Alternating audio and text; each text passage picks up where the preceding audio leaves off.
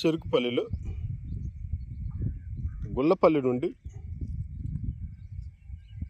నగరం వైపు వెళ్ళే రోడ్లో మీరు చూస్తున్న అభ్యాసన అధిపతి టౌన్షిప్లో తూర్పు మరియు పడమర ఫేస్ ఖాళీ ఇళ్ల స్థల ప్లాట్లు అమ్మకానికి కలవు. కావలసిన వారు వెంటనే సంప్రదించండి.